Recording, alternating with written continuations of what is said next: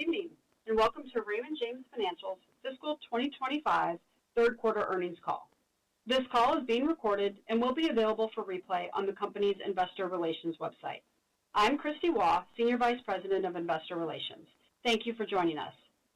With me on the call today are Chief Executive Officer Paul Shoukry and Chief Financial Officer Butch Orlog. The presentation being reviewed today is available on Raymond James Investor Relations website. Following the prepared remarks, the operator will open the line for questions. Calling your attention to slide 2. Please note that certain statements made during this call may constitute forward-looking statements. These statements include, but are not limited to, information concerning future strategic objectives, business prospects, financial results, industry or market conditions, anticipated timing and benefits of our acquisitions, and our level of success in integrating acquired businesses, anticipated results of litigation and regulatory developments, and general economic conditions.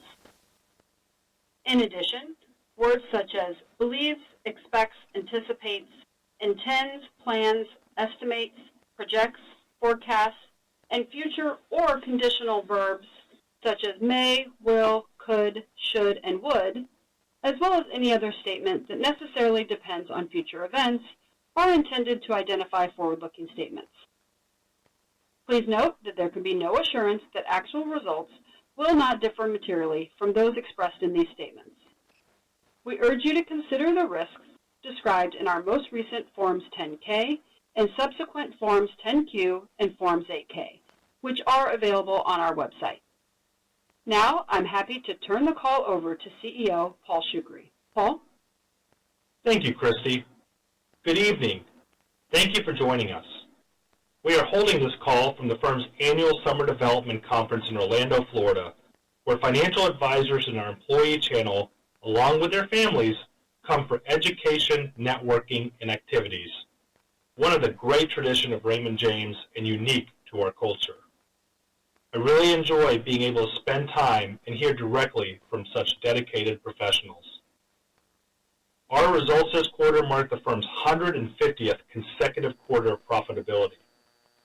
Since our inception, the firm has endured, thriving in good times, but also persevering through challenges, including recessions, financial crisis, and events such as the pandemic and other global threats.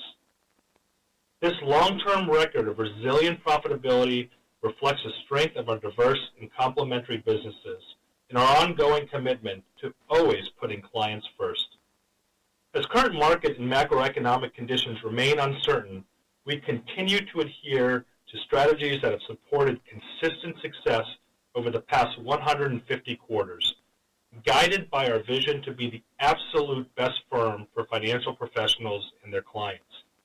I'm also excited to share that Raymond James has topped the J.D. Power rankings in its annual U.S. Investor Satisfaction Study as the #1 wealth management firm for advised investor satisfaction. The firm also ranked as the most trusted and highest in the study's individual metrics on people and products and services, as well as strong rankings in the J.D. Power Financial Advisor Satisfaction rankings in each of the employee and independent advisor surveys.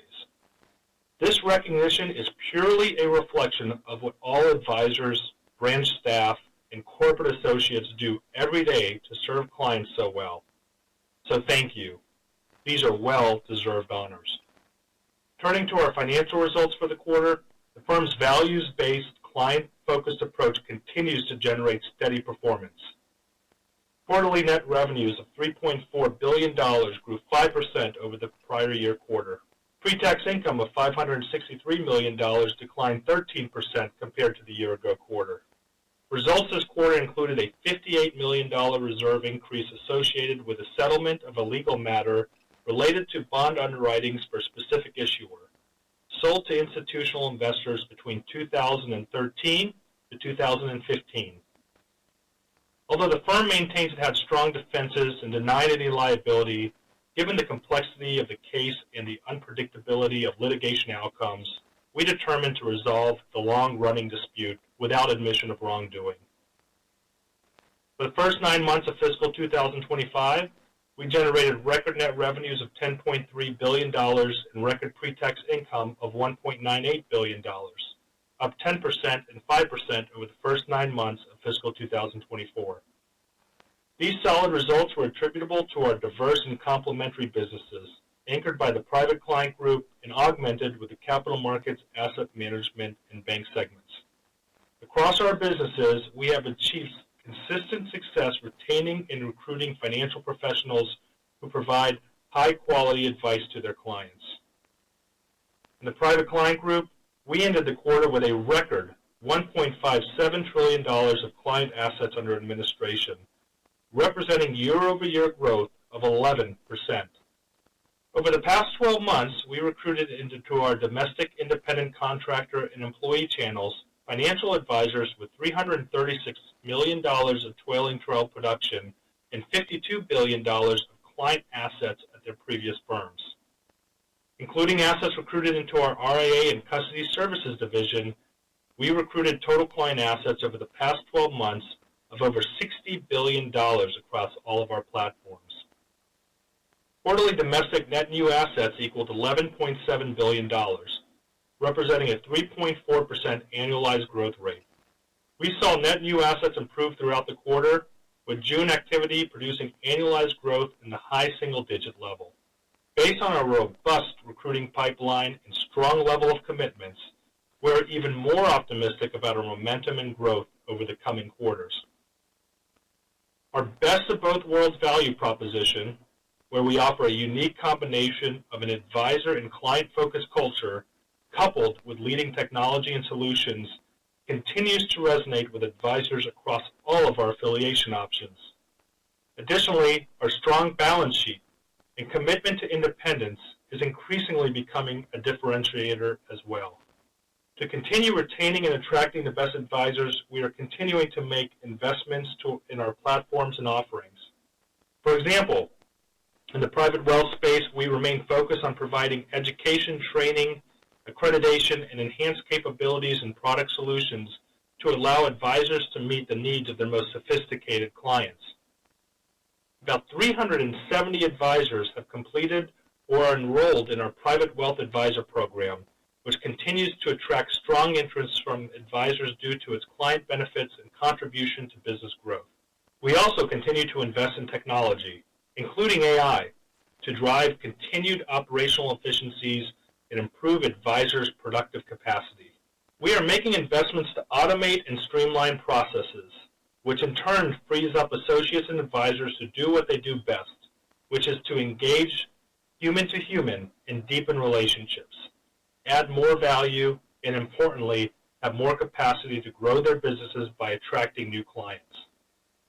In the capital markets segment, the investment banking pipeline is strong, and we are becoming more optimistic about macroeconomic conditions relative to the near term, although the environment remains uncertain.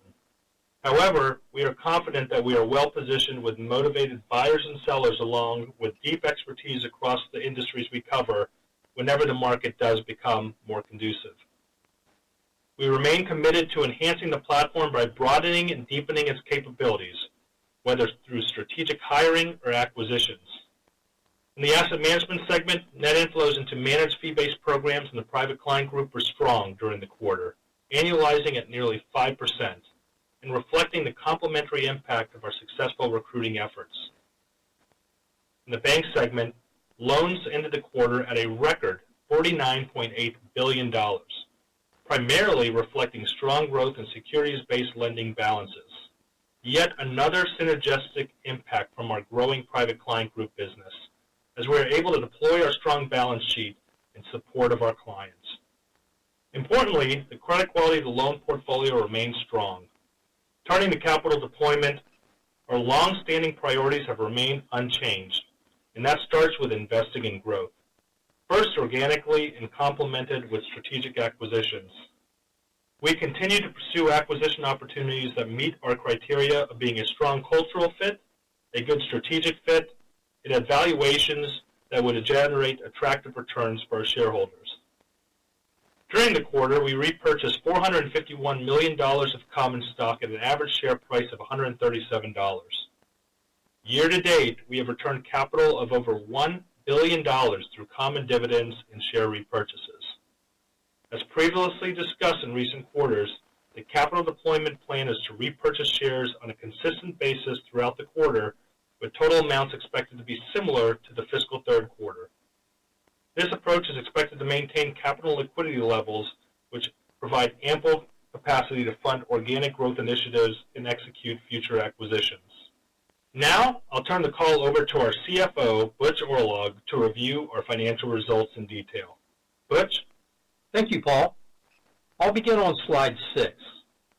The firm reported net revenues of $3.4 billion for the fiscal third quarter.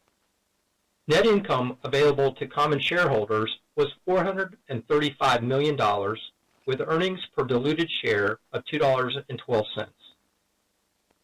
Excluding expenses related to acquisitions, adjusted net income available to common shareholders equaled $449 million, resulting in adjusted earnings per diluted share of $2.18, and our adjusted pre-tax margin was 17.1%.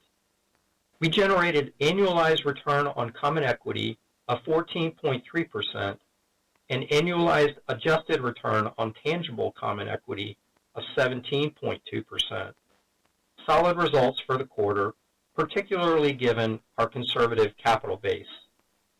Turning to slide 7, Private Client Group generated pre-tax income of $411 million on quarterly net revenues of $2.49 billion. Results were driven by higher PCG assets under administration compared to the previous year, the result of market appreciation and the consistent addition of net new assets. Pre-tax income declined year over year, primarily due to the impact of lower interest rates. Fiscal year to date, PCG generated record revenues. Our capital markets segment generated quarterly net revenues of $381 million and a pre-tax loss of $54 million. Net revenues grew 15% year over year, driven primarily by higher investment banking, fixed income, and equity brokerage revenues. However, sequential results declined 4%, largely due to lower M&A and fixed income brokerage revenues, which were partially offset by higher underwriting and affordable housing investments revenues. Pre-tax income was negatively impacted by the $58 million legal reserve increase previously described. The asset management segment generated record pre-tax income of $125 million on net revenues of $291 million. Results were largely attributable to higher financial assets under management compared to the prior year quarter due to market appreciation over the 12-month period and strong net inflows into PCG fee-based accounts. We had strong net inflows of approximately $2.1 billion into managed programs on our platform. The asset management segment generated record revenues and pre-tax income fiscal year to date. The bank segment generated net revenues of $458 million and pre-tax income of $123 million. On a sequential basis, bank segment net interest income grew 5%, driven by continued loan growth and a 7 basis point expansion of net interest margin to 2.74%, resulting from a favorable shift in asset mix, along with a higher portion of lower cost deposits. Turning to consolidated revenues on slide 8. Third quarter net revenues grew 5% over the prior year and were flat sequentially. Asset management and related administrative fees of $1.73 billion grew 8% over the prior year and were slightly higher than the preceding quarter. Record PCG fee-based assets equaled $944 billion at quarter end, up 15% year over year and 8% over the preceding quarter. As we look ahead, we expect fourth quarter asset management and related administrative fees to be higher by approximately 9% over the third quarter, primarily due to higher PCG assets in fee-based accounts at quarter end, and one more business day during the quarter. Brokerage revenues of $559 million grew 5% year over year due to higher revenues in capital markets and PCG. Investment banking revenues of $212 million increased 16% year over year and declined 2% sequentially. The sequential decline reflected lower M&A and advisory revenues, while underwriting and affordable housing investments results were higher in the quarter. Moving to slide 9. Client domestic cash sweep and enhanced savings program balances ended the quarter at $55.2 billion, down 4% compared to the preceding quarter and representing 3.8% of domestic PCG client assets. Program balances increased by nearly $1 billion in the month of June after seasonal declines for client tax payments and fee billings resulted in decreases early in the quarter. In July, domestic cash sweep and enhanced savings program balances have declined to date, in line with July's record quarterly fee billings of approximately $1.7 billion. Turning to slide 10, combined net interest income and RJBDP fees from third-party banks increased 1% to $656 million, as the decline in RJBDP third-party fees was more than offset by higher net interest income. Net interest margin in the bank segment grew 7 basis points to 2.74% for the quarter, the result of the factors I described earlier. The average yield on RJBDP balances with third-party banks decreased 4 basis points to 2.96%, primarily due to deployment of incremental cash sweep program balances from third-party banks onto the bank segment balance sheet. Based on current interest rates and quarter-end balances net of fourth quarter fee billings, we would expect the aggregate of NII and RJBDP third-party fees to decline approximately 2% in the fourth quarter, largely the result of the lower beginning of the quarter sweep balances held by third-party banks. Keep in mind, there are many variables which will influence actual results, including any interest rate actions during the upcoming quarter and factors affecting our balance sheet, including changes in our loan and deposit balances.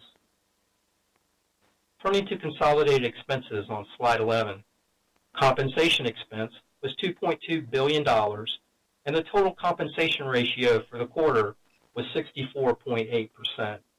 Excluding acquisition-related compensation expenses, the adjusted compensation ratio was 64.5%, better than our 65% target recently shared at our Investor Day.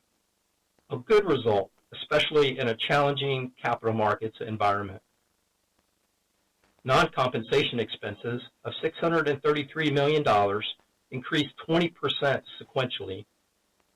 Adjusting for the previously mentioned legal matter reserve in the quarter, non-compensation expenses of $633 million increased 20% sequentially. Adjusting for the previously mentioned legal matter reserve in the quarter, non-compensation expenses were $575 million, up 9% sequentially. While the third quarter typically experiences higher seasonal costs related to conferences and events, a large portion of this quarterly increase also supports firm-wide growth initiatives, including advisor recruiting, professional fees associated with increased underwriting activity, and higher investment sub-advisory fee expense. Through the first 9 months of the fiscal year, we are on track with our guidance for full-year non-compensation expenses of approximately $2.1 billion, excluding the bank loan provision for credit losses, unexpected legal and regulatory items, and non-GAAP adjustments presented in our non-GAAP financial measures. On slide 12, we provide key credit metrics for our bank segment. We grew loans during the quarter by 3%, primarily in support of our clients, with this loan growth continuing to be led by securities-based lending and residential mortgage loan growth.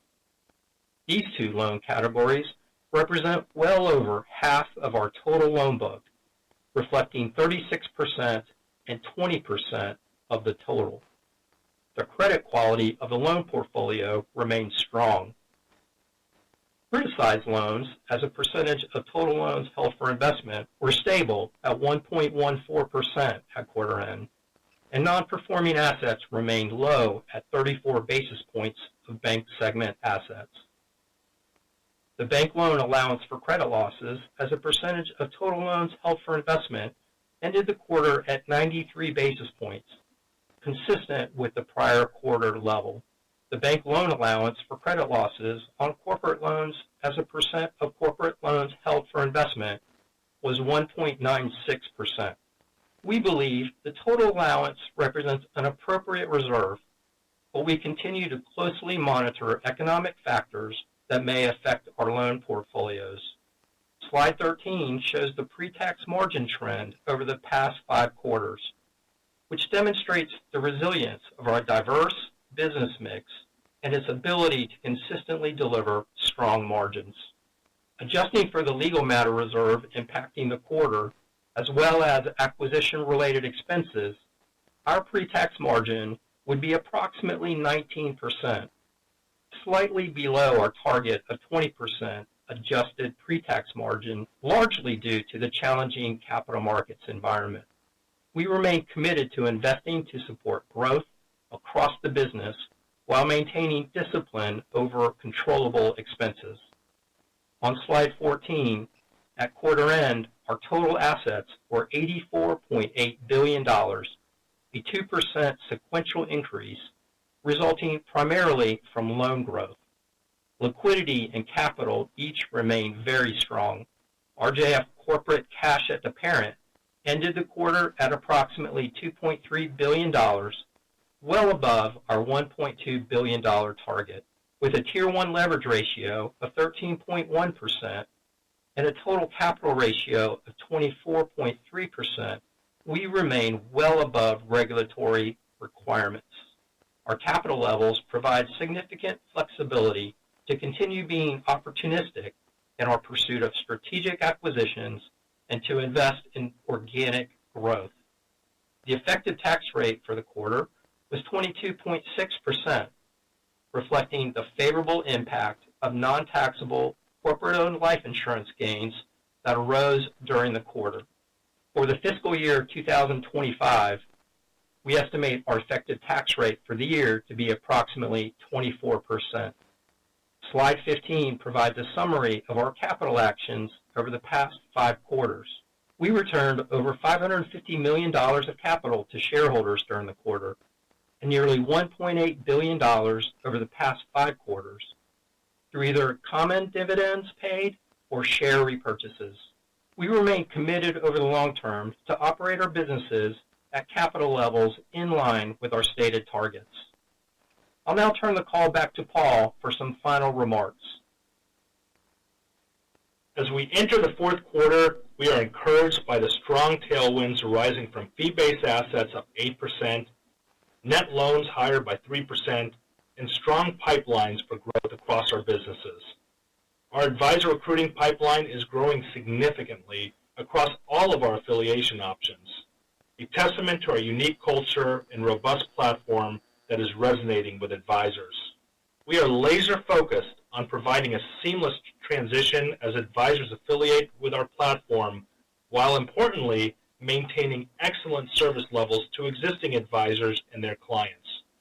While the investment banking environment is uncertain, based on the current pipeline and activity levels, we believe the next 2 quarters should be better than the prior 2. Lastly, we have plenty of capital to support organic growth and acquisitions, as well as continued share repurchases at a level similar to this quarter. As illustrated by our recent J.D. Power #1 rankings, putting clients first has been the cornerstone of Raymond James's values since our inception, and that commitment remains at the center of everything we do. This prestigious honor demonstrates the strength of our client-centric culture and our steadfast dedication to supporting advisors and empowering them with sophisticated resources, support, and technology. Our results reflect the many contributions of our associates and advisors and financial professionals across the firm. Thank you for contributing to 150 quarters of consecutive profitability by providing outstanding advice and service to your clients. That concludes our prepared remarks. Operator, will you please open the line for questions? Thank you. If you would like to ask a question, please press star 1 on your telephone keypad. If you would like to withdraw your question, simply press star 1 again. We ask that you please limit yourself to one question and one follow-up. Please ensure that your phone is not on mute when called upon. Thank you. Your first question comes from Michael Cho with J.P. Morgan. Your line is open. Hi, good afternoon, team. Thanks for taking my question. I just wanted to start on recruiting. Paul, you touched on the solid pipeline out there. You called out the June exit rate at a high single-digit % level. So I was hoping you could unpack a little bit more about that pipeline you see and maybe across different channels where you might be seeing better engagement. I mean, I recall you called out during Investor Day about changing some of the recruiting functions, maybe centralizing some things. And so maybe is this the result of some of the actions you've been taking in previous months and quarters? And is high single digits kind of the right pace for now, given what you see in the pipeline? Thanks, Michael. What I would say on the recruiting pipeline is, in terms of the acceleration of activity, the number of events that we're hosting, the number of advisors that we're meeting with, the entire team, really across all of our affiliation options. When we speak to the teams who have been with Raymond James for a long time, we really haven't seen this type of acceleration in activity since the financial crisis. And of course, the advisors that we're talking to now are much larger than the advisors that were talking to us during after the financial crisis as a safe haven, given all the disruption that was going on in the industry. So we're really excited about this opportunity. It's all hands on deck, both recruiters, and also want to give a lot of credit to our transition teams because we've invested in the transition teams as well, given them more capabilities and capacities to really help with the uptick to ensure that we have seamless transitions of the new advisors that are affiliating with the platform, but also ensure that we provide, and this is really important, exceptional service to our existing advisors and their clients as well. So we don't want that service level to fall off. Their satisfaction is very high right now, as evidenced by the number 1 ranking in the J.D. Power Award for service and trust. And so we want to make sure we don't dilute that as we bring on the new advisors who are affiliating with us. Great. Thanks for the color, Paul. If I could just switch to the balance sheet real quick. Saw some nice growth this quarter. You called out security-based lending and also some growth across CRA and C&I. Just wondering if you could just, how you're framing the trajectory of balance sheet growth across some of the key segments for the remainder of the year. And then just on the other side, if we think about, the third-party bank mix, how should we think about the normalized level over time as you continue to experience maybe better balance sheet engagement? Thanks. Yeah, I think it was around this time last year that we were saying that clients are getting used to sort of the new level of interest rates, and that we were expecting higher utilization of securities-based loans after really kind of 2 years of a lot of pay downs and payoffs. And that's exactly what we experienced. Year over year, securities-based loans to private client group clients are up 20% across the firm. So really exceptional growth. And even mortgages are up 8% year over year across the firm. So really using the balance sheet to support clients and client demand, and particularly clients of the private client group business. And so we don't know what the trajectory is going to look like going forward. The momentum and the pipeline for securities-based lending continues to be strong. And so we fortunately have a strong deposit base and a diversified deposit base to continue supporting that growth going forward.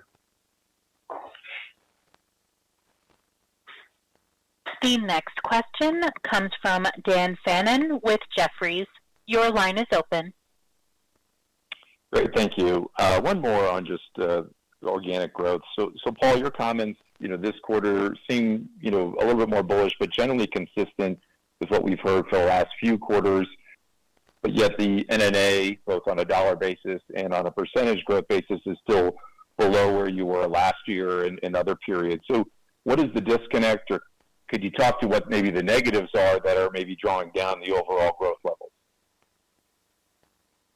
Well, hopefully you're hearing us sound more confident about our recruiting pipeline, because that's the intent. The activity levels are accelerating and picking up, and so we are increasingly, while we have been very consistently and successfully recruiting advisors across affiliation options, we have been consistent in our success there. We are growing even more optimistic just looking at the pipelines. Now, again, these are pipelines.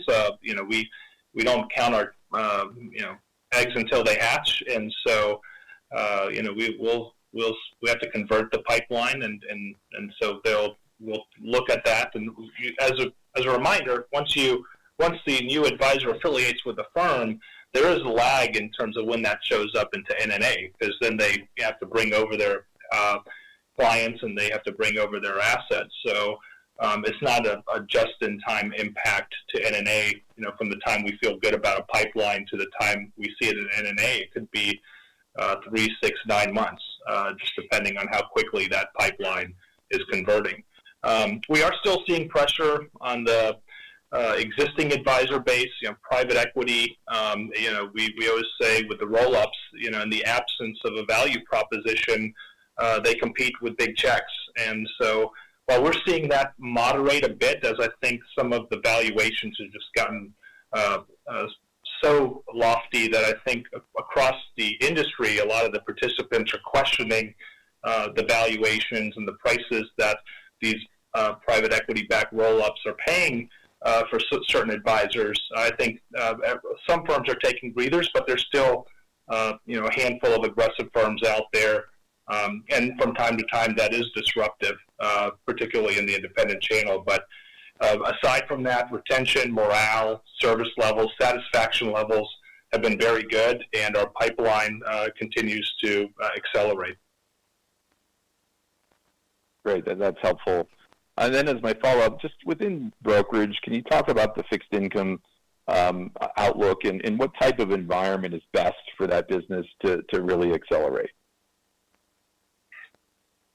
Yeah, our biggest business in fixed income brokerage, and this is an important distinction from the bigger bulge bracket banks and wirehouses who've had really strong quarters on the much higher volatility that you get with commodities and currencies and interest rates, especially in the environment we saw last quarter.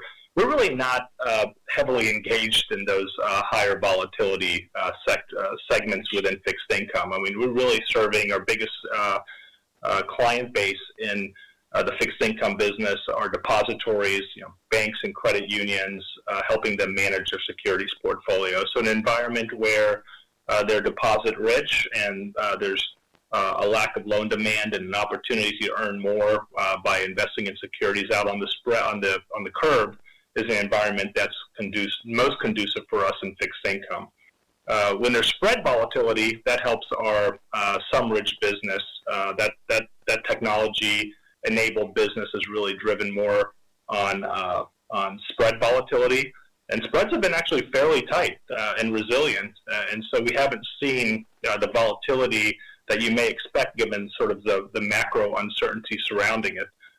So that business hasn't really seen the type of tailwinds that you would have otherwise expect with higher spread volatility.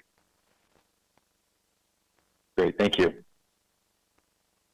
The next question comes from Devin Ryan with Citizens JMP. Your line is open. Great. How's it going, Paul and Butch? First question just here on customer cash balances, the decline was, maybe a bit more than we had expected, and I know there's a lot that goes into that with tax season and advisory fees and investors leaning in the market.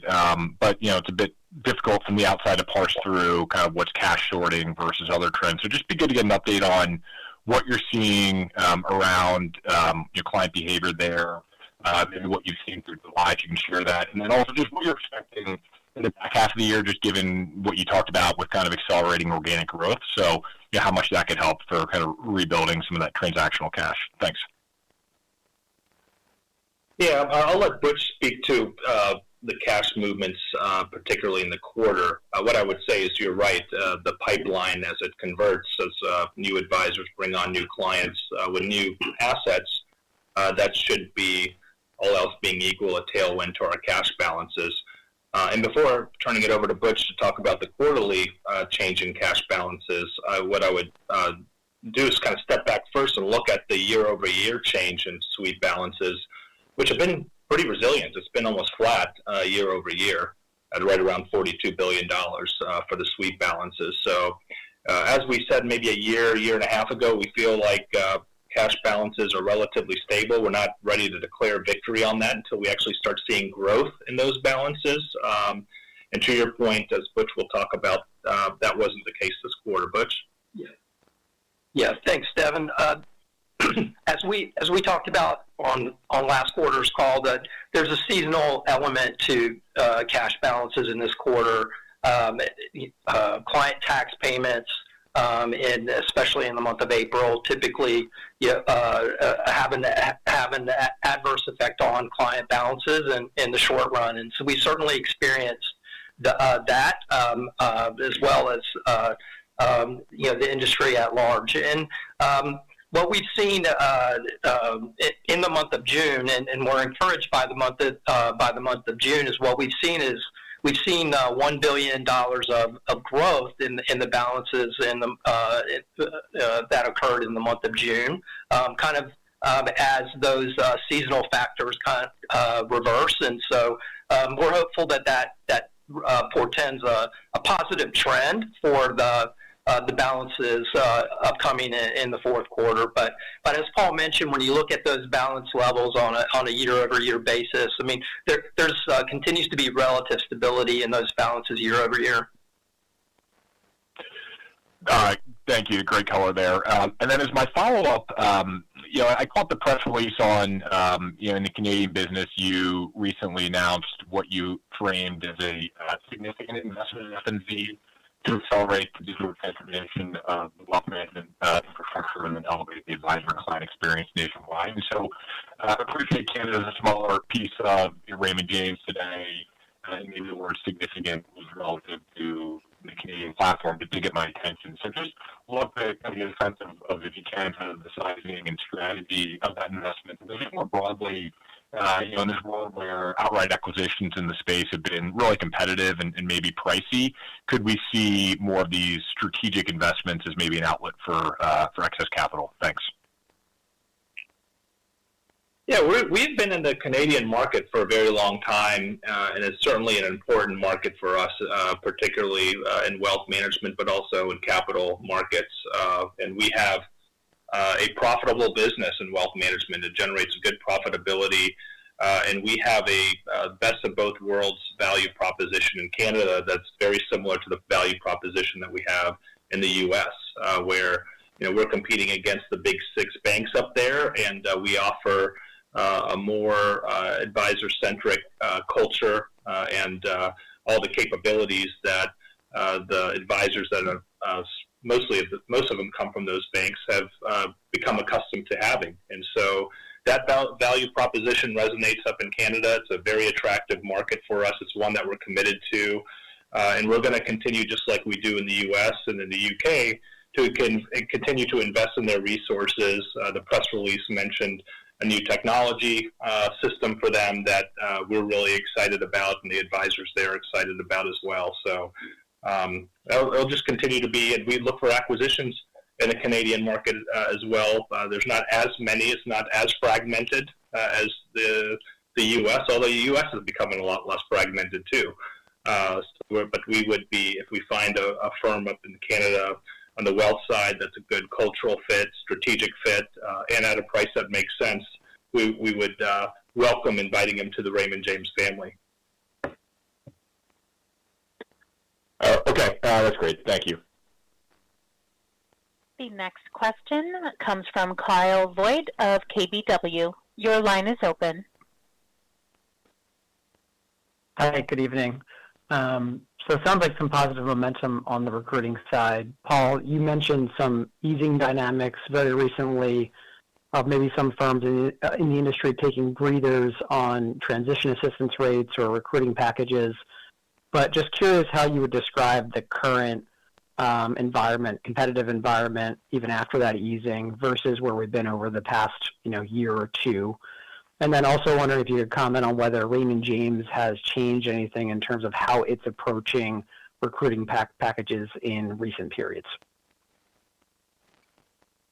Yeah, I mean, I would just say, the environment remains competitive. I've been with the firm for 15 years, and it's been competitive since I joined the firm, and those who've been here much longer have described an environment that was competitive before that. So the dynamic that's relatively novel in the last 5 years is these PE-backed roll-ups cropping up everywhere.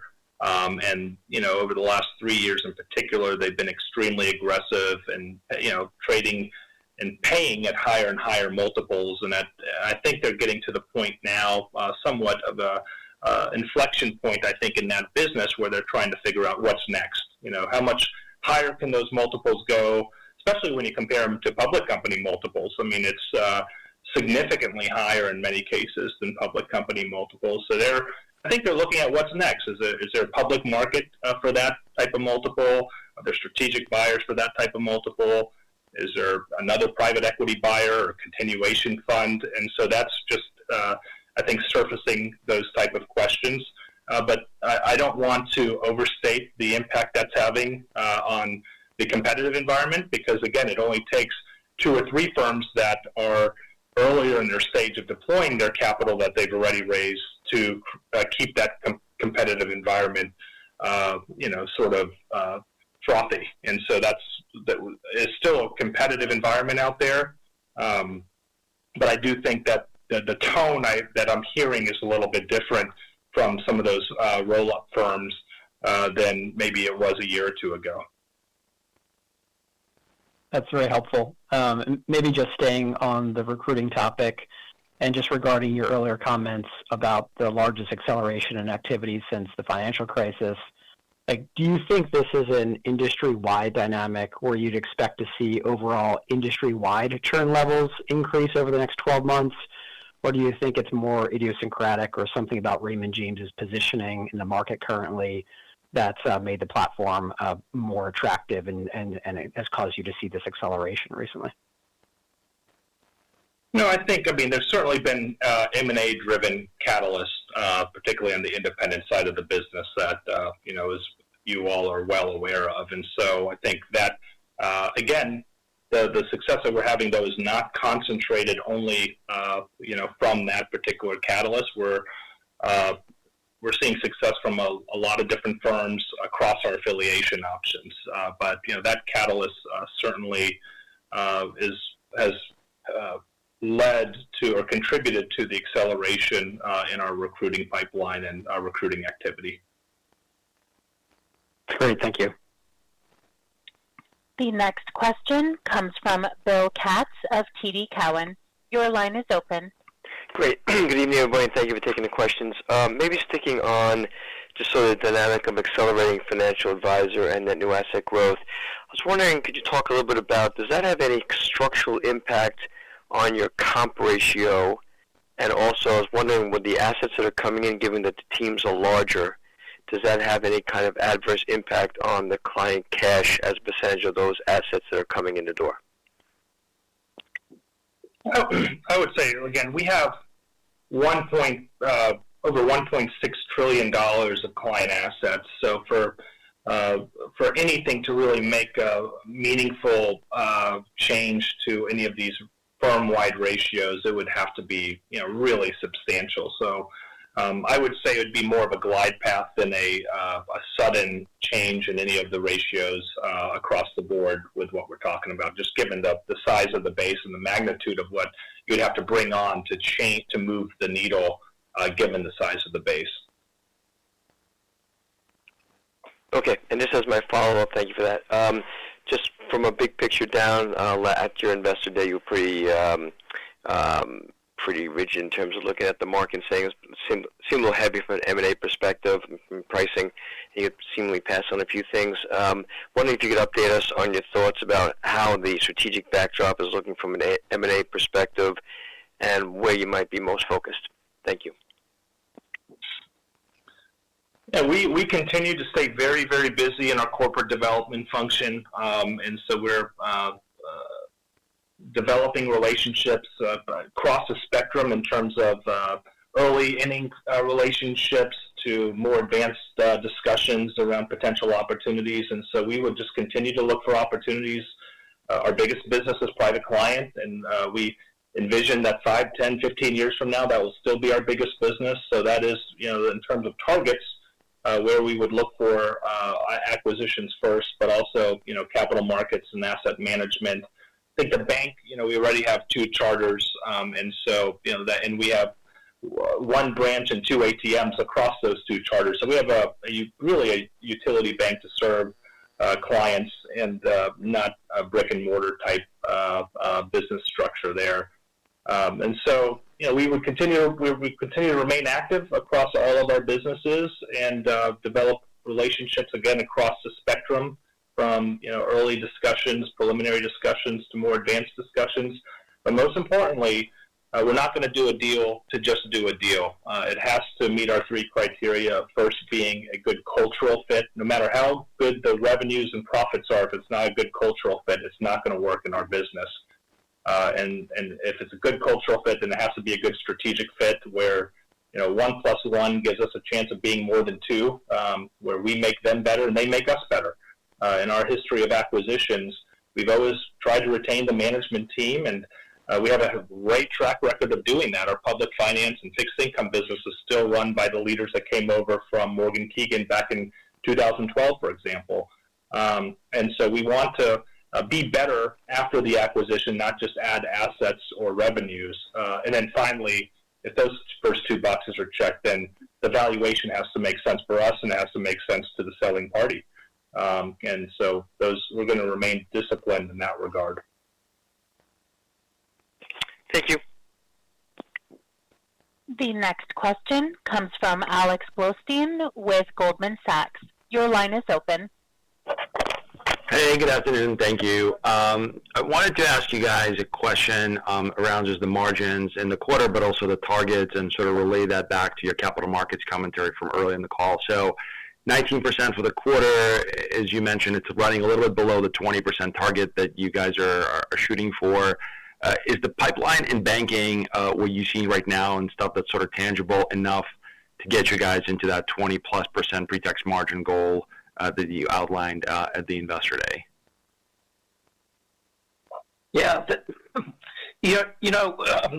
with respect to the current quarter, we were pleased with the 19% pre-tax margin for the quarter, given the softness in the capital markets segment for the quarter that we experienced. And although we continue to see the capital markets business long term as a mid-teen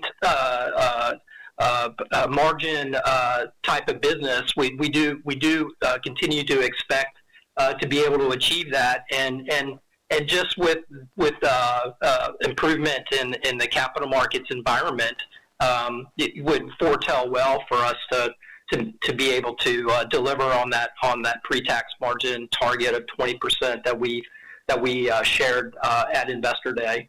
And as we previously mentioned, we also feel good about the tremendous tailwinds that we have in the private client business with the upcoming quarter with the 8% increase in fee billable assets. And so, we continue to feel good about the opportunities to improve on the margin from this quarter. Got it. Thank you. Second question for you guys, just around opportunities to better leverage the wealth platform as you think about incremental revenues related to the alternative platforms, alternative businesses that are out there. Some of your peers, especially on the larger cap side, do quite a good job monetizing that opportunity. We're effectively shelf space payments. How are you thinking about that for AJ? It feels like the opportunity to increase penetration of alternative products, private market strategies continues to expand. So maybe some guideposts in terms of what percentage of the asset base is in private strategies today, where you guys think that could go, and again, the revenue opportunity attached to that over time. Yeah, our penetration in the private markets is lower than some of the bigger firms that we compete against. So I think there's a lot of headroom there. But we, unlike some of our firms that we compete against, we're not going to push the products to create more monetization opportunities or create more quote-unquote stickiness. That's really not our culture. So it will be driven by demand of clients and their advisors, and there is more demand for those type of products that is just naturally, organically happening. We're providing a lot of education and resources and a broader and deeper set of products, alternatives in that space, and so we'll continue to invest in it. We have a new leadership team in that space that we put in place 4 months ago or so. And they're really investing in the education and the increasing the awareness of the solutions to the advisors and the increasingly high net worth clients that these products make more sense for. So we have a lot of, in summary, I would say we have a lot of headroom. We've got a lot of investments in these areas. We have a great set of products across the spectrum, but we are not going to have quotas or push products or create sort of variable incentives to try to drive growth in those products. It's just not the type of culture that we have at Raymond James. Yep, all makes sense. Thank you very much. The next question is from Jim Mitchell with Seaport Global Securities. Your line is open. Okay, thanks. Good afternoon, guys. Maybe you mentioned a couple of times strong inflows into fee-based assets in PCG. I know you don't disclose that data, but can you kind of give us a sense of at least a ballpark of the level of growth you're seeing in fee-based flows, and is that materially better than NNA? And maybe just talk about the dynamic between the two.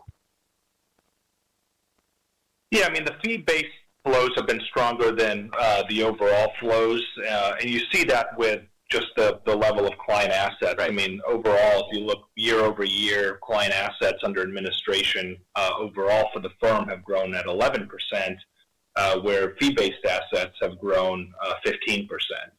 And so, that's the best way, I think, to just dimension the relative growth of fee-based assets versus overall assets at Raymond James. And we're now at 65% or so of our overall assets in the private client group are fee-based. And so we've always really led the industry in fee-based penetration. But we also, when it makes sense for clients, we also want to continue offering a competitive and robust brokerage solution as well.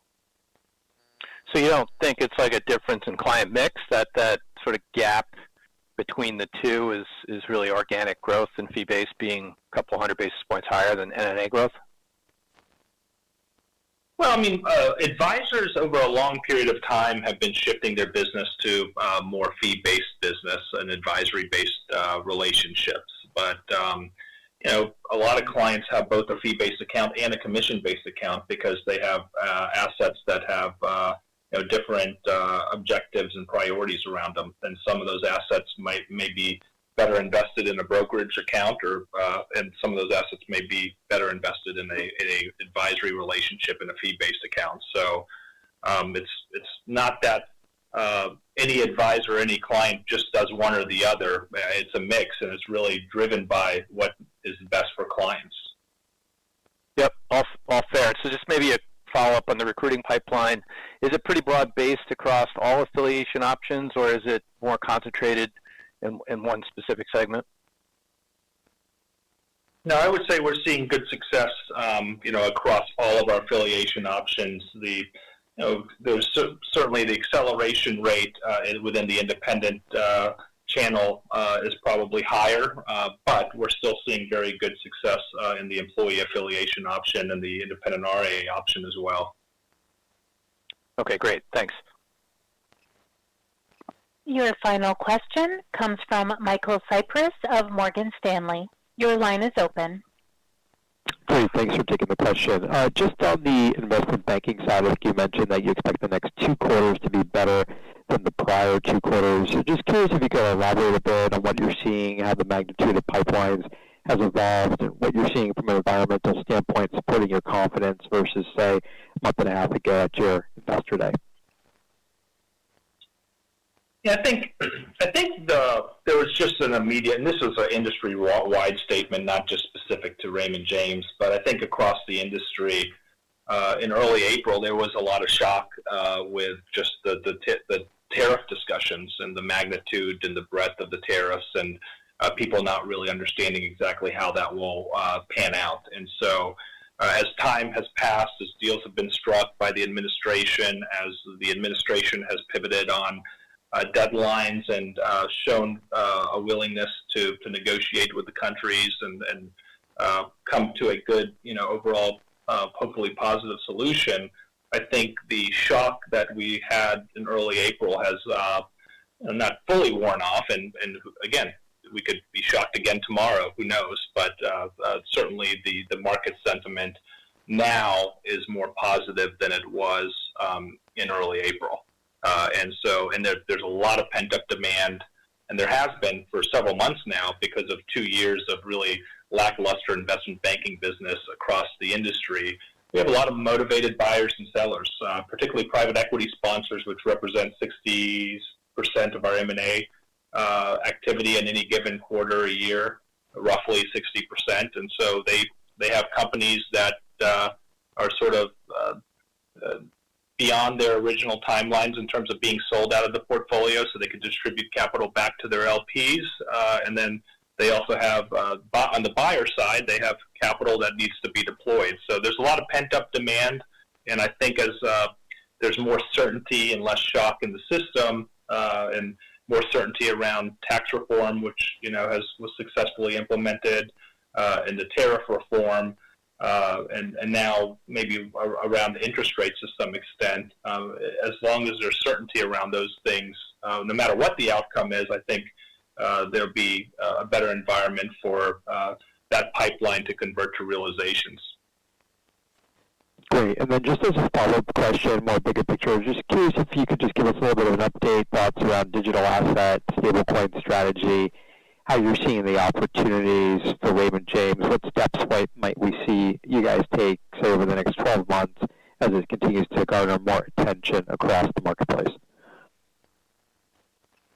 I think we're encouraged. I mean, what we've been asking for the last couple of years really is for the regulation and the regulatory framework to catch up to the demand and to sort of the actual penetration and utilization of these type of products. And so we're encouraged. I think there's a lot more, even as recently as last week, our trade associations, I know, which we have senior leadership representation on, we're very engaged on the Hill on trying to help regulations catch up to the demand and interest for these type of products. And so in the meantime, we've been, as you can imagine, very deliberate. We want to protect clients first and foremost. And until the regulations catch up, the clients are at some level of risk that's disproportionate to the other securities where the regulations have been in place for a very long period of time. And so we're not bleeding edge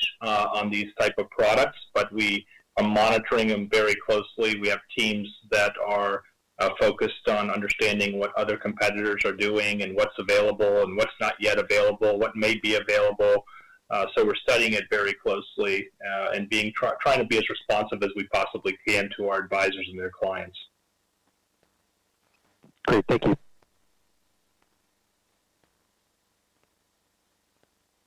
Great. Well, I think that was the last question. Just want to thank all of you for your time and interest in Raymond James. We certainly do not take it for granted. And I also want to thank all of our financial advisors, bankers, associates, and clients for trusting Raymond James and for doing such great work across the country. So we really appreciate it, and we wish all of you well. Concludes today's conference call. Thank you for joining. You may now disconnect.